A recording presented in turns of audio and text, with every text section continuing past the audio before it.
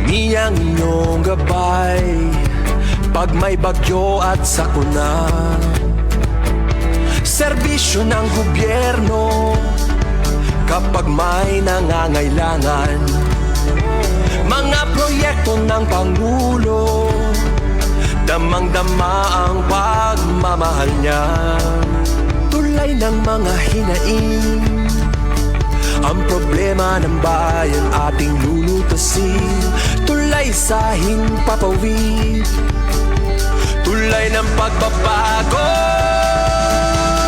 Radyo Pilipinas, Radyo Publiko ng bagong Pilipinas. Radyo Publiko, Radyo Pilipinas, Radyo Publiko ng bagong Pilipino. Mga proyekto ng Pangulo, damang-dama ang pagmamahal niya. Radyo Pilipinas, Radyo Publiko, ang boses ng Pangulo.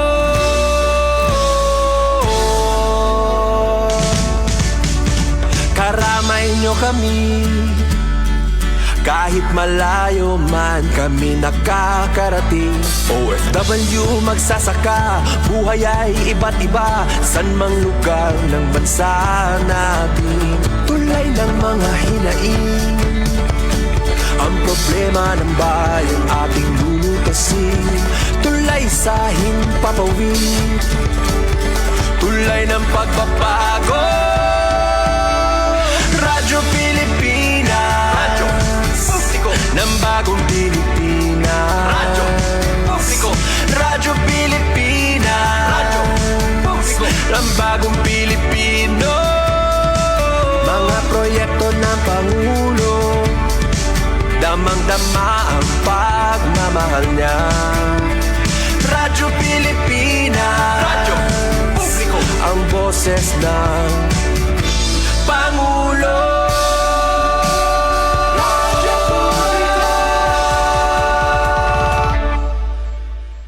Radyo Pilipinas, Radyo Publiko, Radyo Pilipinas. Oras sa Radyo Pilipinas, alas 8:03 na sa buntag. Good morning, Eastern Visayas! Good morning, Eastern Visayas! Maupay nga aga. Good morning. Maayong buntag! Maupay nga aga. Good morning, Eastern Visayas! Good morning, Eastern... Yes, good morning, Eastern Visayas. Mayong buntag Luzon, Visayas, ug Mindanao. Mga higala adlaw karon nga Huwebes sa Hulyo 16 tuig 2026. And welcome sa lain na usab nga edisyon ining ato nga programa na maghatod sa mga labas nga balita, mga nag-una nga kalambuan sa kinatibukan nga Rehiyon 8. Ang programa nga Good Morning Eastern Visayas.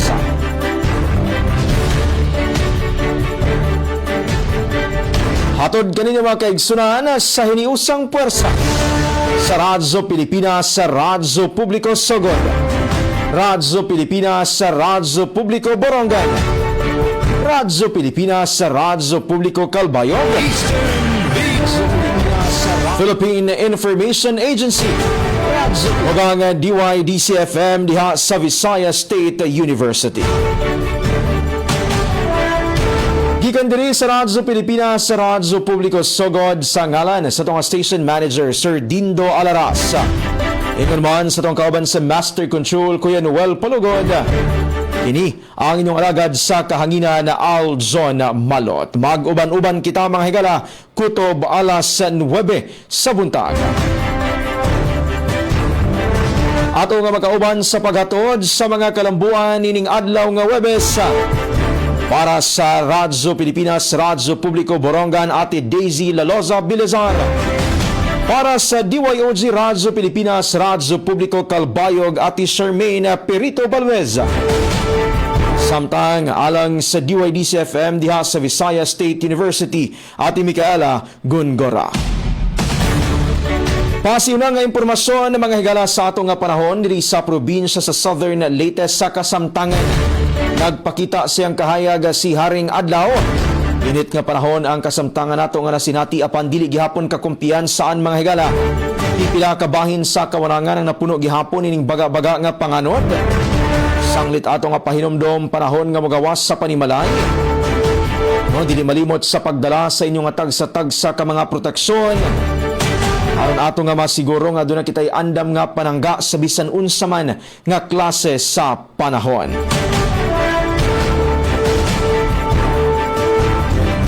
Update usab kita no sa ato nga peace and order situation. No, sa nakalabay nga 24 oras generally peaceful ang ato nga mga kalungsuran diri sa probinsya sa Southern Leyte. No, walay dagko nga mga paglapas sa balaod na record sa ato nga kwerpo sa kapulisan. Inoon pipilang ka mga kalungsuran ang umaga sa ulog sa kapiyastahan ng mga founding anniversary. Sanglit naka-alerto no ang ato nga kapulisan sa pagsiguro nga hapsay ug malinawon nga maobserbar ug masaulog ang kini no nga mga kalihukan. Dugang pa nga mga pasiw na nga impormasyon gikan diri sa Radyo Pilipinas sugod ang inyong mabati sa ato nga pagbalik unyang taod-taon. But this time mga higala, ato sa nga paminawon ang mga pasiw na gikan sa ato nga mga kaubanang istasyon. Biyahe kita padulong Borongan mga higala. Para gyud maghatod sa mga pasiw ng impormasyon ato nga pangamustahon ang kahimtang sa panahon no ang peace and order situation ng mga uluhan sa mga kalambuan nga ipang ipadangat karong adlaw uban pa nga mga mahinungdanong impormasyon live gikan diha sa DYES Radyo Pilipinas sa Radyo Publiko Borongan mao pay nga aga Ati Daisy Bilizar. Good morning, Eastern Visayas. Ate Daisy, good morning.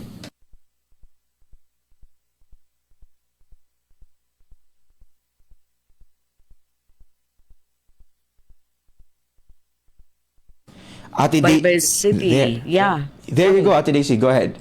Okay. And Miss Charmaine, magandang morning gihapon nga na itong bugos nga pera sa itong Radyo Pilipinas sa Kalbayog. So, tikang didi Radyo Pilipinas sa Borongan na supervision ito na Aman Station Manager Ati Ruth Rivera Abunda. Akon kaupo didi production ni Ati Pen Pumida. Technical naman, Hera Chief Tech Joy Policarpio nga ni Engineer Alquin Maldonado. So, andam naliwat kami pagbapahati itong mga balita. Parit panhuybes nga edisyon. Taramdan, good morning Eastern Visayas. July 16, 2026. Ngan unahon na iton amon panahon didi nako temprano mapaso ano and siguro nga danayin hiton bugos nga sa kaadlaw ano kay sumalawi pa hiton Dios ti pag-asa iton makakaapekto la localized thunderstorms. Iton ba nga talala iton pagdampog nga dahin na may ada pagdampog kun may ada man paguran isolated la hiya. Haamon naman pagtaga kuryente didi ha Eastern Samar. Nagkamay-ada kami power outage kagabi, mga alas 10:40. Gabi, tigda nga na parang nagkamay-adan problema adto na NGCP 69, paranas kay napunda 69 kV line and siguro sobra sa kaoras antes makabalik adto na kuryente. Pero at least nakabalik dayon. Ito lang nga tigda kay unscheduled hiya nga power interruption nga nagkahatag liwatin na discomfort syempre kay masyado manhin ka mapaso bisan kun gabi. No? So pagtaga tubig naman from the Borongan Water District may ada na abiso disconnection yan ang adlaw Barangay Bato. Larom inihiton Zone 12, disconnection para hadton na mga concessioners nga may ada duha o sobra pa kabulan hin kabaraydan hiton iyo naman na water bill o unpaid water bill iyan na ito na pangutod disconnection so dapat nakabayad na kamo nga da iyan nga oras sa peace and order situation naman nagpapabilin nga mahimyang iton sitwasyon iton bugos nga probinsya hiton Eastern Samar. Ngan parit headlines at mga balita na hikay itong Radyo Pilipinas Borongan pare ng adlaw July 16, 2026 siyahan. Good morning. Mga magturutdo ha Eastern Samar State University College of Medicine nagsaad hin paghurma hin magkarit maluluyon ngan matinumanan nga mga doktor para ha Eastern Samar. Eastern Samar Electric Cooperative diri mabayad hin 54 milyones pesos kan IMAP 4 pesos kada kilowatt hour nga sukot hiton LLCC pupudngan nga diri mahipasa ha mga konsumidor. And cash distribution para hin pirang senior citizens di syudadhan Borongan gindumara kasangkalop nga adlaw. So aljon ang detalyihan mga balita amon ipapahat ha second half han taramdan. Good morning Eastern Visayas. Good morning, Eastern Visayas. Yes, damo nga salamat Ate Daisy para sa mga pasiw na nga impormasyon, and good morning ta no sa ato nga mga kaubanan sa tibok pwersa diha sa DYES, Radyo Pilipinas, Radyo Publiko Borongan, and likewise sa ato sab nga mga suking nga tigpaminaw. Sa oras nga alas 8:11 na sa buntag mga higala atong isunod dayon ang lain pa nato nga kaubanan no nga sister station aron usab maghatod sa ilang nga mga pasiw na nga impormasyon live gikan diha sa Radyo Pilipinas, Radyo Publiko Calbayog. Maupay nga aga Ati Charmaine Perito Balvez. Good morning, Eastern Visayas. Ati Charmaine, good morning. Yes, good morning Kuya Aljon, and good morning sa bugos nga pwersa San RP Sugod sa pagpanguna ni SM Dindo Alaras. Good morning luwat sa naton usa pa nga sister station tikang sa Radyo Pilipinas Borongan, Ate Daisy Bilizar, ngan sa bugos nga estasyon sa pagpanguna ni SM Ruth Rivera Abunda. Good morning sa aton partners sa Academe, tikang sa VSU DYDC-FM, Ate Mikay Gongora, ngan sa bugos nga pwersa sa pagpanguna ni SM Cristina Gabrilio. Ngandinhin naman sa Radyo Pilipinas Calbayog, sa ngaran sa aton acting station manager Hinaron Velon, ako ang iyong makakaupod, Charmaine Perito Balvas. Ngan kaupod liwat naton sa Master Control, si Engineer Rezano Barandino, ngan aton ECE OJT students, Eugene Alboro, ngan Lioji Domingo. Sosyahan, update sa pagdagapanahon din sa syudad San Calbayog. So amon, temperatura din sa Calbayog ada sa 28 degrees Celsius, ada sa partly cloudy ang aton kalangitan, pero lalauman nga adan posibilidad san pagtarahiti sugad man ang thunderstorms sanglit diri gihapon kita nga malimot pagdarasan aton payong sa aton kapote tungod sini nga posibilidad san pag-uran. So base gihapon sa panahon up san DOST Pag-asa, ang heat index liwat din sa Calbayog ada sa 33 degrees Celsius.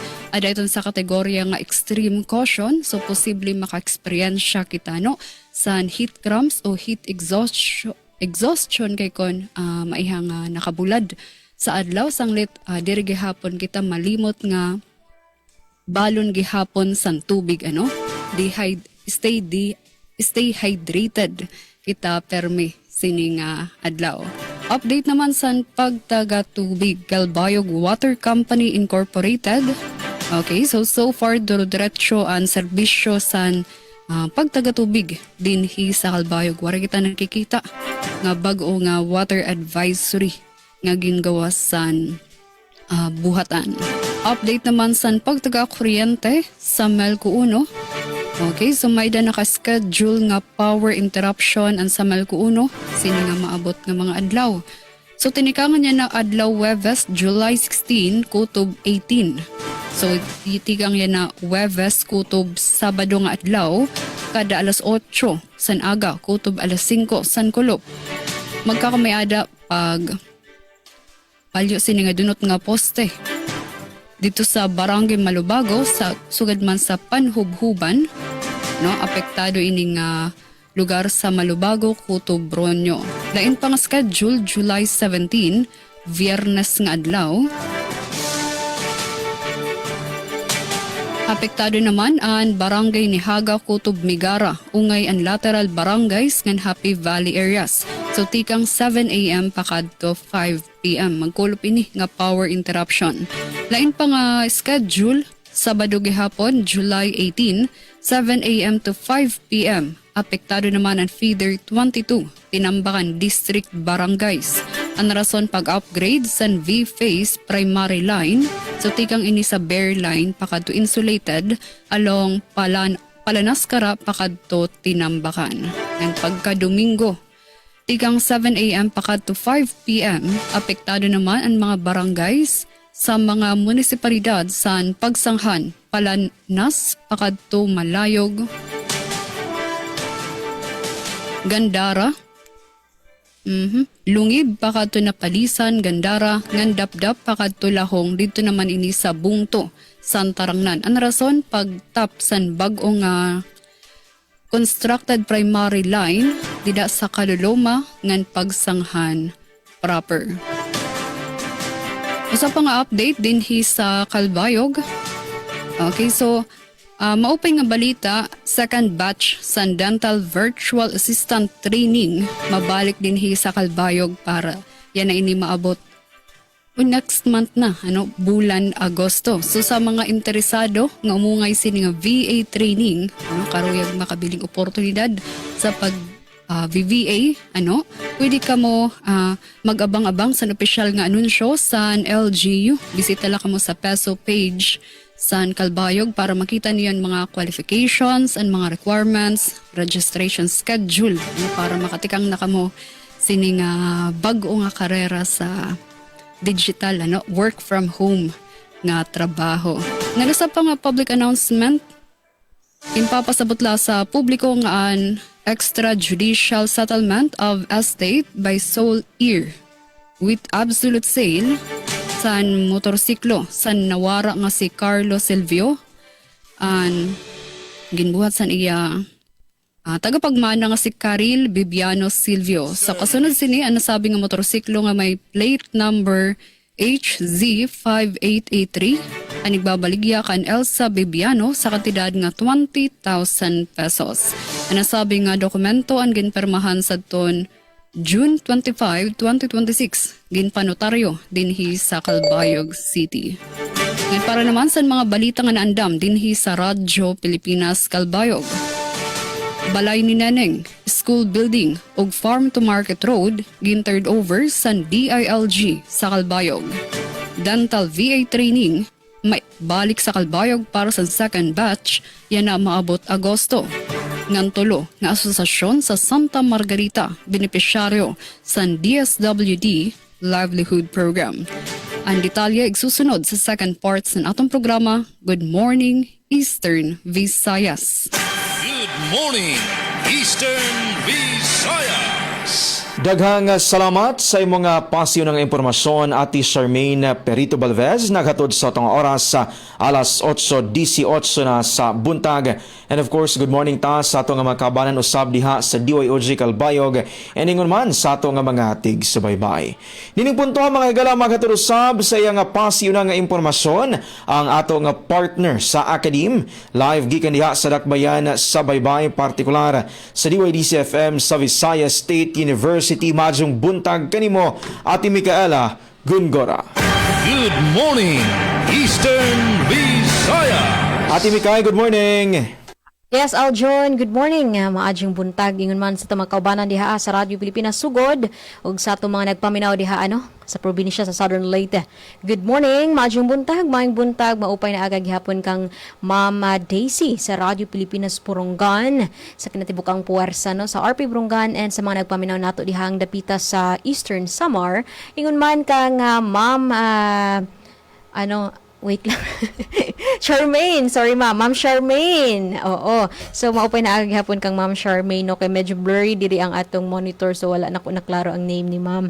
And sa ato makaubanan sa Radyo Pilipinas sa Calbayog, sa ato mga nagpaminaw usab diha Maupay na aga and sa mga listeners nato diri sa Visayas State University sa Dakbayan sa Baybay Leyte, maparadyo man via Facebook Live mga higala, maadjong buntag happy Thursday, July 16, 2026. Sa alas ang station manager Dr. Cristina Gabrilio, Radio Engineer Sean Villa Gonzalo, kinis Micaela Gongora ang iyong makauban karong Webes nga edisyon na atong tulumanon. Good morning Eastern Visayas. Ug alang sa atong mga posible na impormasyon, maguna kita mga higala sa update sa panahon. So sa karong takna base sa gipagawas nga advisory no sa atong Weather Advisory and Information System kunwais ang atong kondisyon karon na medyo cloudy apan at this very moment good no clear man paman gihapon ang atong sky, so nagpakita ang atong haring adlaw. Ang atong maximum nga temperatura karon ana sa 30 degrees Celsius and ang chance sa pag-ulan ana sa 50% ang chance sa pag-ulan mga higala no. Current heat index ana sa 27 degrees Celsius, so we need to drink plenty of water no. Oo, para hydrated kita perme. And Tropical Cyclone Watch aduna usay gipahibalo diri no or nga Tropical Depression Josie is inside the PAR. Continue monitoring through official Pag-asa bulletins and DRM office announcements mga higala. Mao kanang significant nga weather advisory karong adlaw Huwebes July 16. And sa ato pang laing pang mahinungdanong pahibalo, ang atong Visayas State University bago lang nagpagawa sa opisyal nga lista sa hashtag Proud Viscan Graduating Students with Latin Honors. So congratulations sa atong 44 ka magna cum laude and 315 ka cum laude graduates no, whose outstanding academic performance mirrors the resilience, discipline, and integrity nga nag-define sa Viscan community. And our class of 2026 valedictorian is Mr. Albert Victor Senilio from the Bachelor of Science in Biology, major in Zoology, followed by Miss Fatima Rose Polinar, same degree program, no, serving as the class salutatorian. So I think Miss Fat was the Miss VSU last year.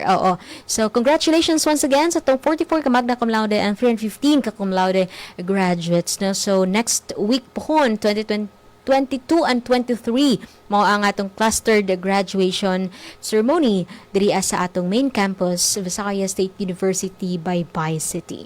Yes mga higala, and sa atong lain pang manundanong paybalo, public service announcement gikan sa Baybay City Information Office. Giawag ang publiko ang isa mato nakakita o nakapunit sa cellphone sa pag-contact ni Denver Opinion. Kuan kini mga higala, Vivo V70 Golden R ang color sa cellphone pero plain black ang iyang case. Ngadto sa DSWD 4-piece office sa Barangay Kugon.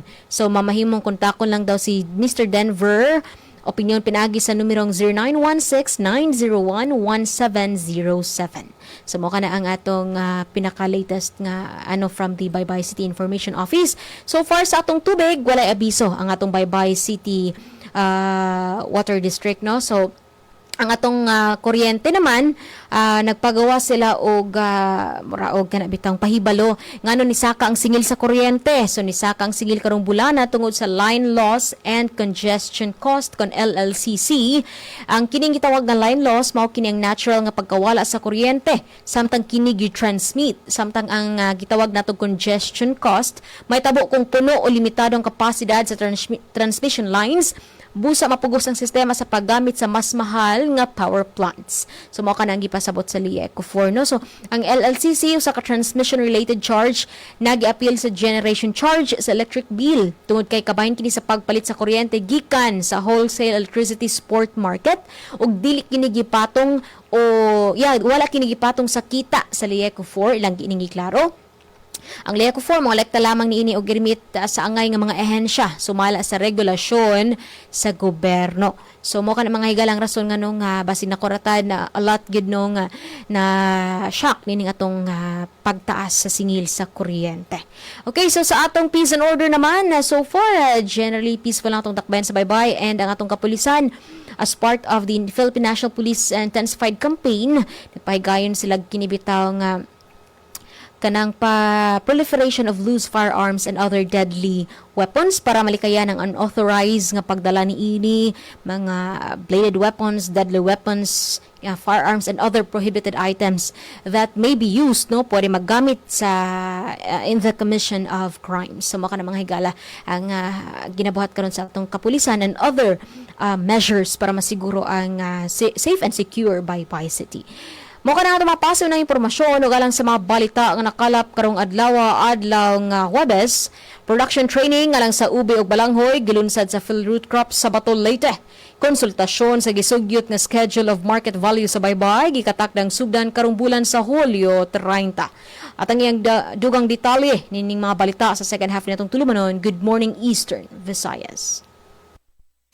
Good morning, Eastern Visayas. Daghang salamat sa mga pasyo ng impormasyon at Micaela Gongora live gikan diha sa DYDS FM naghatod sa tunga oras sa alas 8:25 na sa buntag.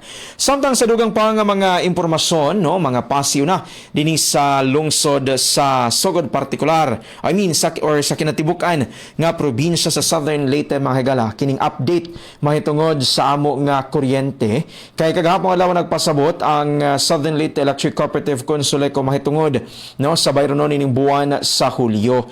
Una na nato nga gipasabot nga tungod kay apektado karon ang tanan nga mga distribution utilities matud pa sa pagsaka sa bayronon sa kuryente, epekto sa pagmahal sa generation charge sa hinungdan nga ning saka usab ang ato nga taripa. But instead of kining pagpatuman niini nga bulto dayon mga higala na pagdesisyonan sa Southern Leyte Electric Cooperative nga himuong staggered ang kining pagbayad sa kining taas-taas nga charge mga higala. So instead of 20 pesos outright karong buwan sa Hulyo, ila kining gi-defer or gi-oktaba ngadto sa 15 pesos o 70 centavo. So wala nagpasabot nga ang katong remaining 5 pesos dili na bayran ngadto na i-charge mga higala sa mosunod nga buwan. At least man lamang makuha-kuhaan na magamay ang ato nga pagbayronon. Kumbaga dili dayon kining bulto ang pagbayad sa taas-taas nga taripa sa kuryente hinungdan nga ilagyod nga gi-defer or gi-oktaba ang kining paatuman ni ining bayad sa power rate mga higala para sa buwan sa Hulyo. And para sa dugang pa nga mga impormasyon, pwede gihapon ninyo bisitaon ang Southern Leyte Electric Cooperative na diha ang kompletong detalye sa naasoy nga impormasyon mga higala.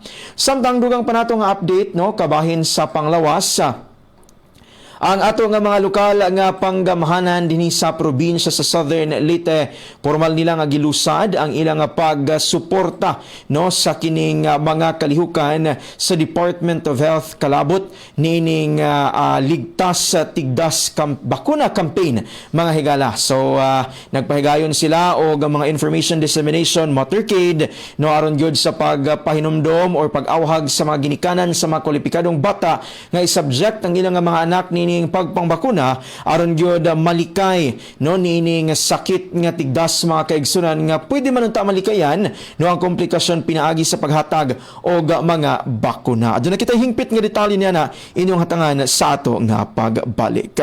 Alright, ug para sa uluhan sa mga balita nga nahikay sa tibok pwersa sa Radyo Pilipinas, Radyo Publiko Sogod para sa karon nga edisyon sa programa nga Good Morning Eastern Visayas sa adlaw nga Huwebes sa Hulyo 16 tuig 2026. ECT wash training gipahigayon sa lungsod sa St. Bernard. BFAR o DTI nagpahigayon og seminar para sa mga mananagat sa isla sa Limasawa. Lokal nga panggamhanan sa lungsod sa Silago nakighiusa sa ligtas tigdas sa bakuna campaign. Og mga persons with disabilities sa lungsod sa Sogod nakadawat silang social pension o gingon man mga assistive devices. Og issue sa mental health gituki sa Exicom meeting sa lokal nga panggamhanan sa Dakbayan sa Maasin. Mga higala ka ng inyong atangan uban sa mga balita sa Radyo Pilipinas, Borongan, Calbayog og sa DYDC FM ay sa mga pagbalik kompletong detalye sa naasoy nga mga balita. Ang among ihatod sanglit standby, mubalik pang programang Good Morning Eastern Visayas, human lamang nining mga pahinumdom. Good morning, Eastern Visayas. Sa bawat tanong, sa bawat ebidensya, aalamin ang katotohanan para sa sambayanan. Tunghayan ang masinsinang pagtalakay sa isa sa pinakamahalagang usaping pampolitika ng bansa. Mga pinakamaiinit na kaganapan aming ibabalita. Diretso mula sa Senado. Hatid ang bawat detalye at katotohanan para sa sambayanang Pilipino. Ang paglilitis. The impeachment hearing of Vice President Sara Duterte. A Radyo Pilipinas. Radyo Publiko Coverage. Stop and Spot. Paano tayo makasisigurong legit ang impormasyong nababasa natin sa social media? Spot the source. Hindi porke nag-viral, totoo. Kaya laging i-fact check ang impormasyong nakuha at tukuyin kung credible ba ang sources ng mga ito. Spot the purpose. Hindi lahat ng nakapost ay may mabuting hangarin. Ang iba ay may intensyong makapanira lamang. Kung sa inyong palagay ay hindi nakatutulong para sa mas nakararami ang impormasyon, huwag na itong i-share para hindi na magdulot pa ng gulo o pagkalito. Spot the ownership. Legit o edit? I-double check kung totoong nanggaling sa mga legit news providers ang impormasyon dahil baka edited lamang ito ng kung sino para magpakalat ng fake news. I-check muna ang kanilang mga official social media platforms para makasiguro. Spot the time. Updated ka nga ba? O baka outdated na yung balitang na-share mo? Siguraduhin na tingnan mabuti rin ang month, day at year ng impormasyong inyong binabasa upang hindi maging sharer ng mga lumang balita. Let's be part of the solution. We can be warriors against disinformation and misinformation. Maging mapanuri sa lahat ng oras.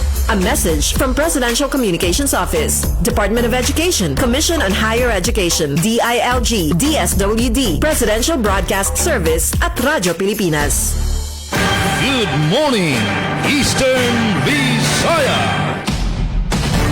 Parahan gihapon ka mga nagpaminaw ning ato nga programa, ang Good Morning Eastern Visayas. Dinipuntuhan mga higala, hindi na kita maglangan na ato ng ihatod ang kompletong detalye sa mga balita nga nahikay sa hiniusang pwersa sa Radyo Pilipinas Sugod, Borongan, Calbayog, DYDC FM para nining adlaw nga Webes, Hulyo 16 tuig 2026. Ato nga balikan si Ate Daisy para sa kompletong detalye. Sa makausa pa, mayong buntag kanimo, Ate Daisy Bilizar.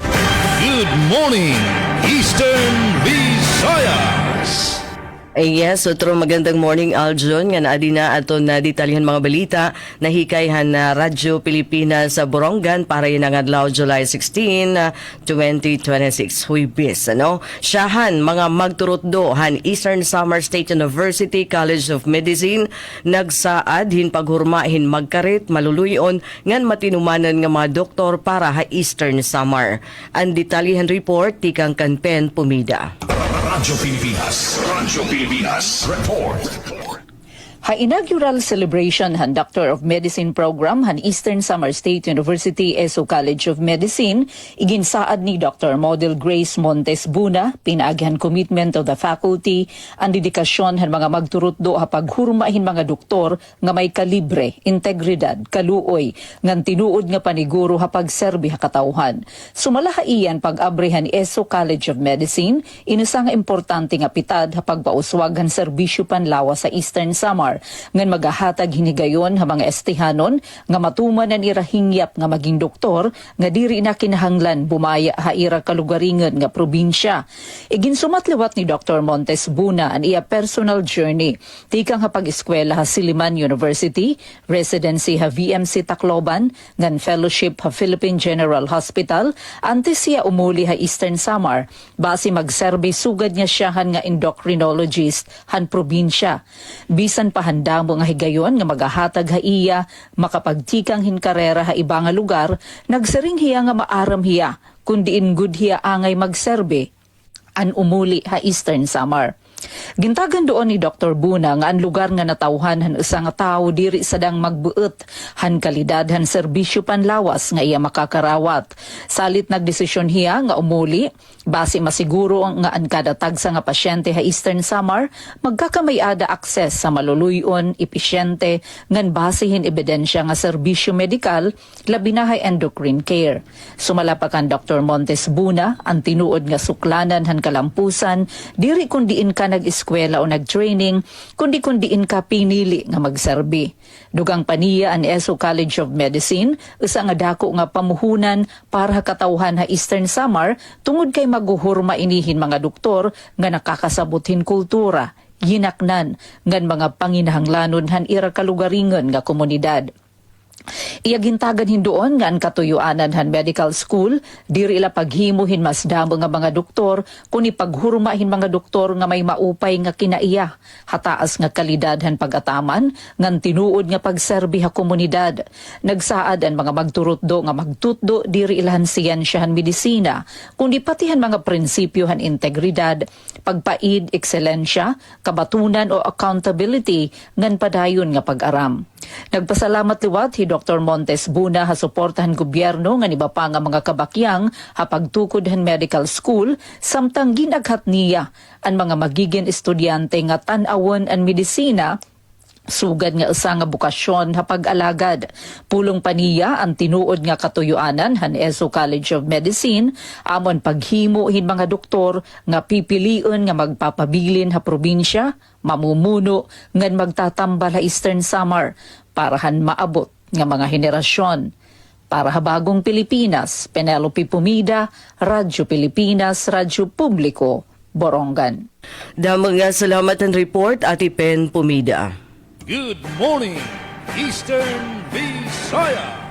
Siyahansan balita sa Radyo Pilipinas Kalbayog, Balay Neneng, School Building ug FMR, in-turnover sa Kalbayog. Pamatian tan detalye, matikang kan Suzat Pretensyo. Radyo Pilipinas, report! Gin-turnover sa Barangay Kalilihan, Calbayog City ang tulo nga proyekto nga direkta mga kabulig sa edukasyon, panginabuhingan social welfare sa komunidad. Lakip sa mga proyekto, ang Balay ni Naning Initiative, bago nga school building, ngan concreted farm to market road. Ang mga proyekto, ginpondohan sa Department of the Interior and Local Government o DILG, ilarom sa Local Government Support Fund, support to the Barangay Development Program. Pinaagi sa bago nga school building, ginlalauman nga mas magkakamayada sa maupay nga learning space ang mga estudyante. Ang farm to market road naman, mga kabulig sa mas hapsay nga biyahe sa mga residente ngan pagdarasan produkto tikang sa komunidad ngadto sa merkado. Samtang ang Balay ni Naning Initiative magpapakusog sa suporta para sa mga programa nga may kalabutan sa social welfare. Nagpapakita ang turnover sa padayon nga pagboroblig sa national ngan local government para maipaharani ang serbisyo ngan pag-uswag ngadto sa barangay. Para sa Bagong Pilipinas, Suzette Pretensyo, Radyo Pilipinas, Radyo Publiko, Calbayog. Damang salamat sa nimo report, Suzat Pretensyo. Good morning, Eastern Visayas! Yes, sa production training alang sa ube og balanghoy gilunsad sa VSU Field Root Crop sa Bato, Leyte. Ano ang detalles report ni Jexter Kizon.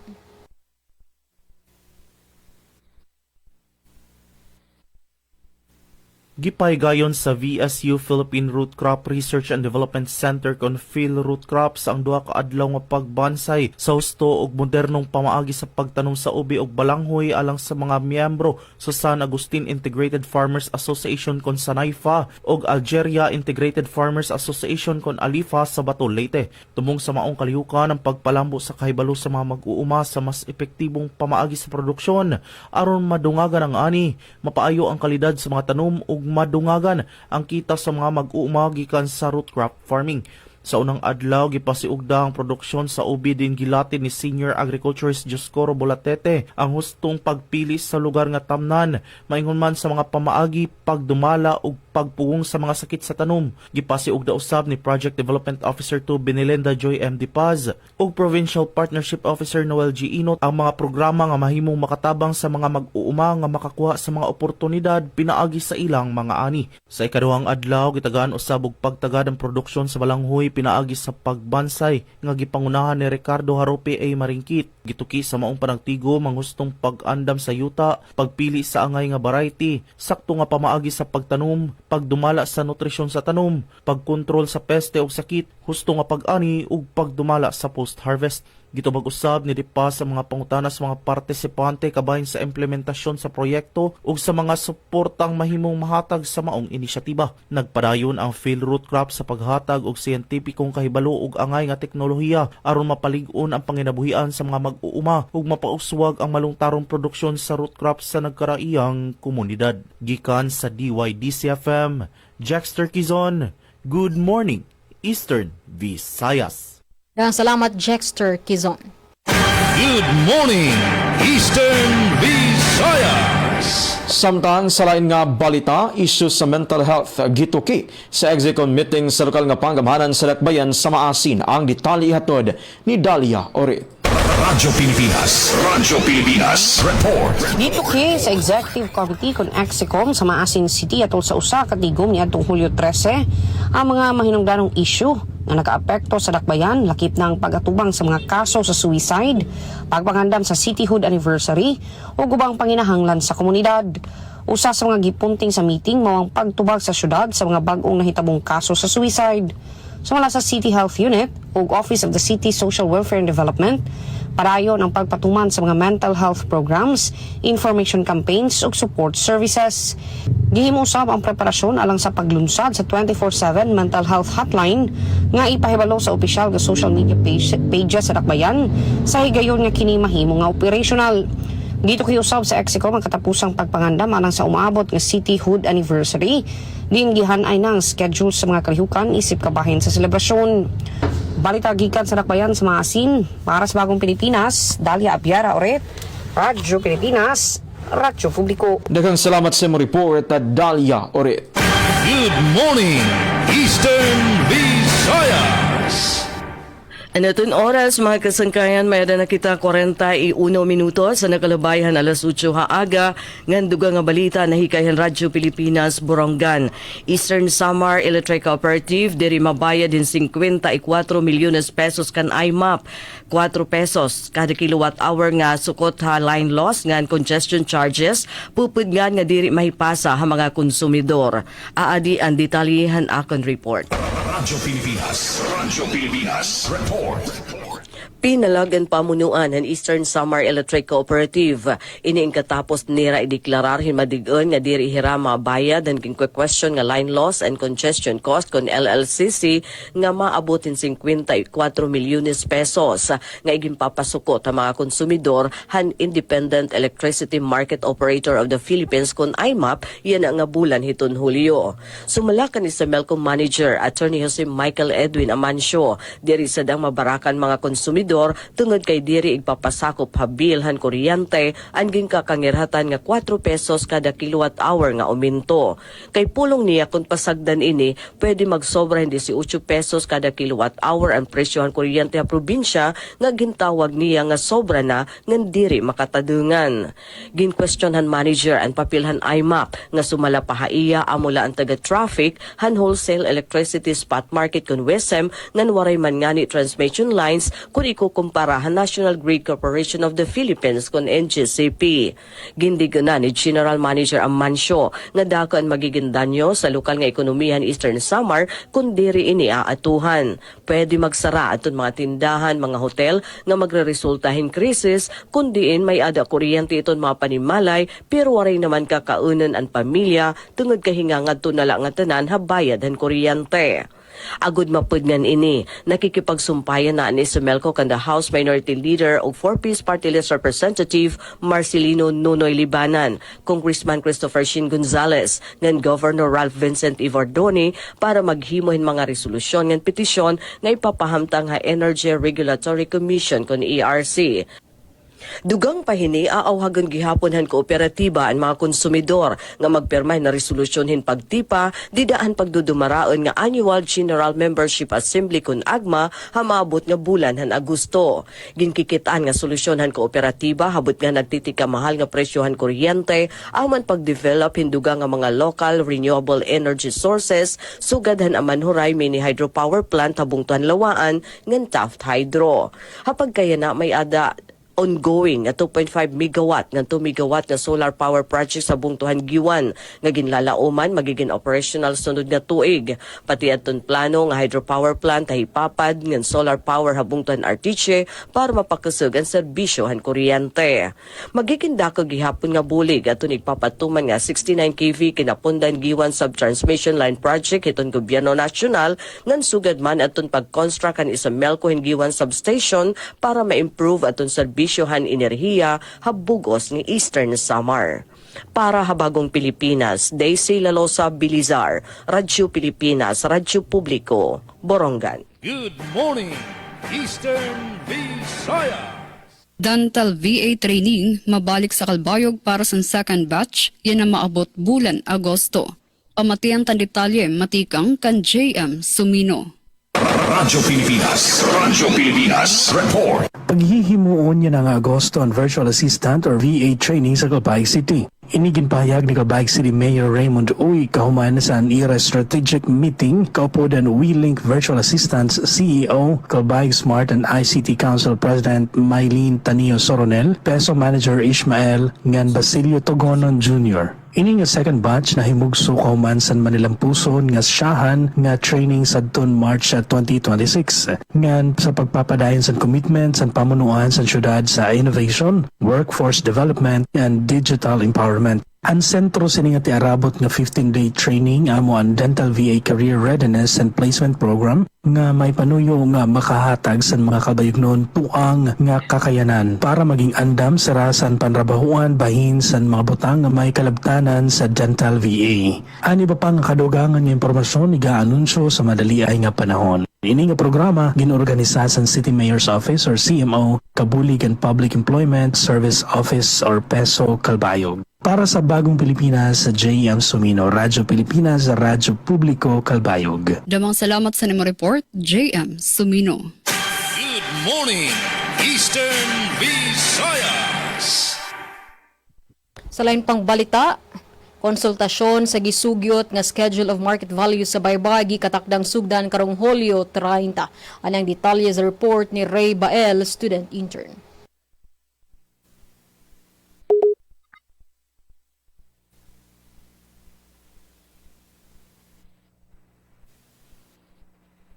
Gidapit sa Baybay City Government ang tanang tag-iya og yuta, stakeholders ug mga residente sa syudad nga motambong sa umaabot nga public consultation kabahin sa gisugyot nga Schedule of Market Values kun SMV nga giandam sa Office of the City Assessor subay sa Republic Act No. 12001 o ang Real Property Valuation and Assessment Reform Act. Sumala sa pagpahibalo ang maong SMV usa pa lamang ka proposal ug wala pa kini maaprobahan o mahimong ipatuman.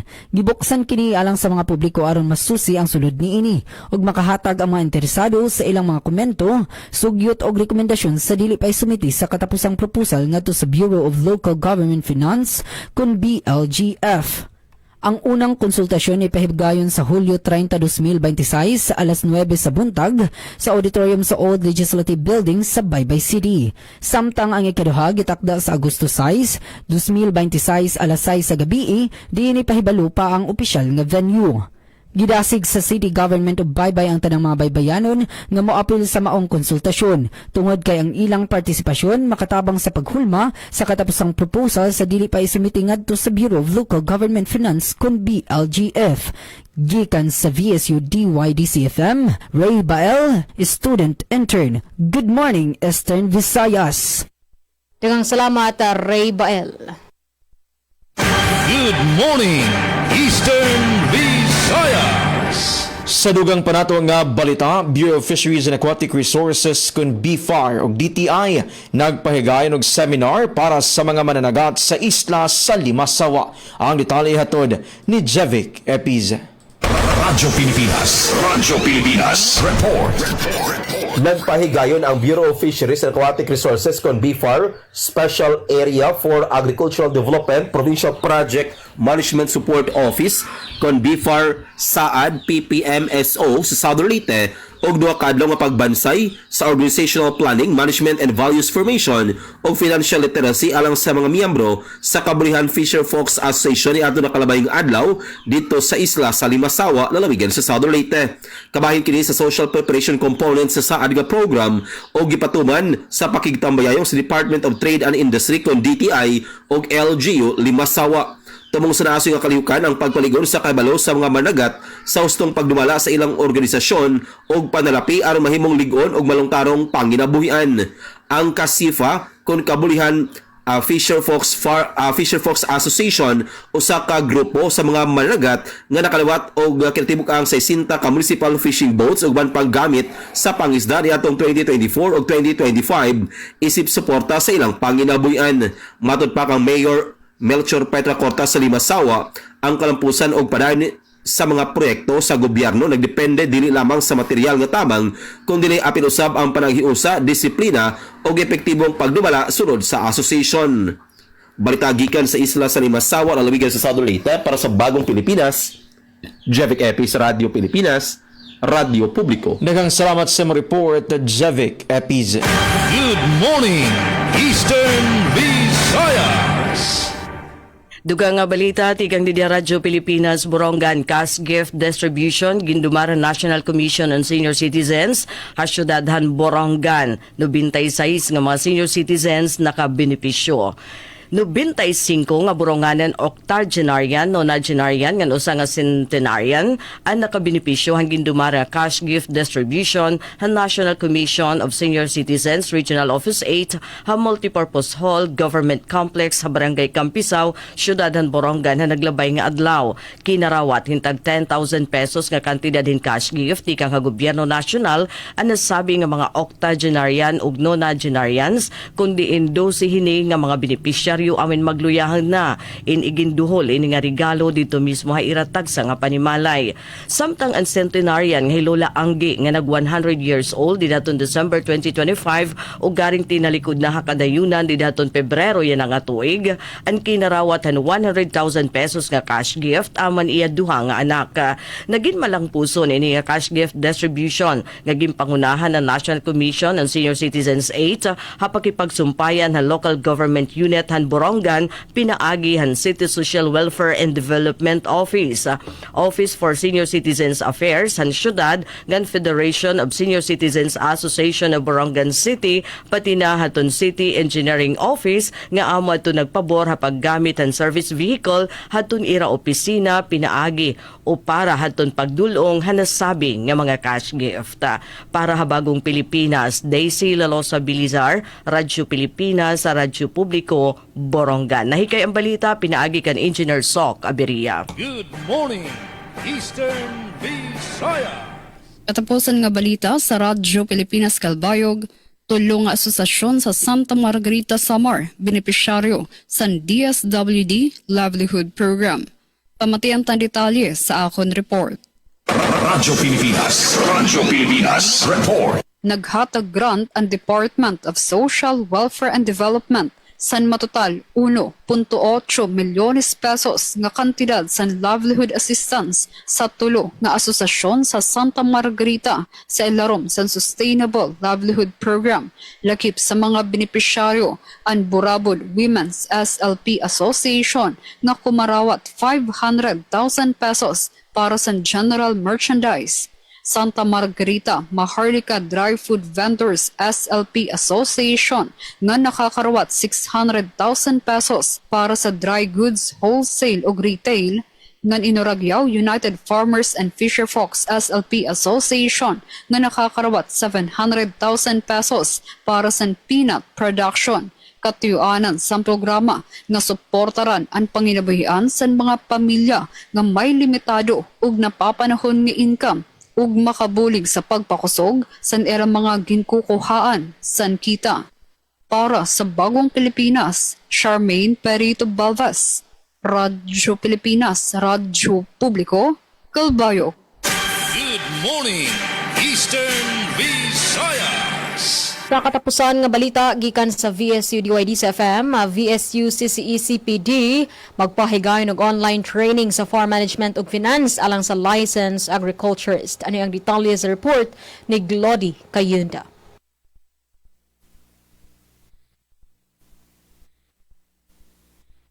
Magpahigayon ang Center for Continuing Education, Continuing Professional Development kon CCECPD sa Visayas State University kon VSU ug tulo ka adlaw nga specialized capacity building program sa farm management and finance alang sa mga licensed agriculturist pinaagi sa Zoom sa Agosto 26 hangtod 28 ning kasamtangang tuig. Ang mga online training gitumong sa pagpalig-on sa technical ug financial nga kahibalo sa mga agricultural professionals sa nagkalain-laing aspeto sa pagdumala sa uma ug agribusiness. Lakip sa mga hisgutana ng importance of farm records, valuation and depreciation of farm assets, enterprise budgeting, partial budgeting ug farm business analysis. Giakreditahan sa Professional Regulation Commission kon PRC ang maong programa ug adunay 4.0 Continuing Professional Development kon CPD credit units ubos accreditation number PTR 2021301254. Magsilbing resource speaker sa maong kalihukan si Mr. Michael R. Kalungsod. Di ng mga sesyon ipahigayon matag-adlaw sa Agosto 26 hangtod 28 ning kasamtangang tuig, gikan sa alas 8 sa buntag hangtod sa alas 12 sa adto. Nagkantidad og 350 pesos ang registration fee sa matag partisipante. Giauhag sa CCECPD ang mga interesadong licensed agriculturist nga magparehistro sa labing sayong higayon tungod kay limitado lamang ang mga slot sa maong training. Alang sa lugang impormasyon o mga detalye sa pagparehistro, mahimong bisitaon ang official Facebook page sa Center for Continuing Education kon CPD sa Visayas State University. Gikan sa VSU DYD-FM, Glody Kayunda. Good morning, Eastern Visayas. Maraming salamat, Glory Kayunda. Ug una na kami nga manamilit. Sa ngalan sa mong Station Manager Dr. Cristina Gabrilio, Radio Engineer Sean Villa Gonzalo, kinisim kay Elagon Goraw. Dalang salamat sa mga news contributors, Jexter Quizon, Ray Bael, and Glory Kayunda. Sa makausap pa, good morning, Eastern Visayas. Morning, Eastern Visayas! Samtang sa katapusan nga balita gikan sa Radyo Pilipinas Sugod ECT Wash Training gipahigayon sa St. Bernard. Ang detalye hatod ni Ria Mikate. Radyo Pilipinas Report. Gipahigayon ang Enhanced Comprehensive Training on Water, Sanitation and Hygiene kun ECT Wash sa Barangay Kabagawan, St. Bernard, Southern Leyte. Kini aron mapalig-on ang kapasidad sa komunidad sa natad sa limpyo nga tubig, sanitasyon ug kahinsog. Gipadagan ang pagbansay pinaagi sa panagtambayayong sa Accord Incorporated Rural Health Unit ug ban pagkaabag nga mga ahensya. Tinguhan ini nga mapalambo ang kahibalo ug kaandam sa barangay sa pagpatuman sa mga programa nga may kalabutan sa water, sanitation and hygiene o WASH. Ginauman nga pinaagi sa mga pagbansay mas mapalig-on ang mga programa sa barangay aron masiguro ang luwas, limpyo ug himsog nga palibot alang sa tanang lumulupyo. Balita gikan sa lungsod sa St. Bernard para sa Bagong Pilipinas. Ria Mikate, Radyo Pilipinas, Radyo Publiko. Nagang salamat sa report, Ria Mikate. Good morning, Eastern Visayas! Alright, mahabol pa kami o sa nga balita. Borongan City Division na mayagpag National Achievement Test, Grade 12 result hariyon, Rank 1, Language and Communication.